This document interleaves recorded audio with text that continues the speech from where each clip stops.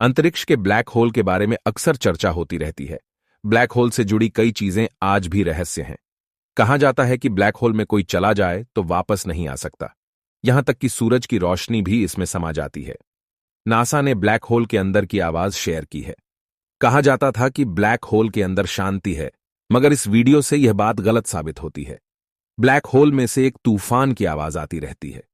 यह आवाज गर्म गैसों में तरंग पैदा होने से होती है। ये एक तरह का कंपन होता है। तो चलिए ये आवाज सुनते हैं।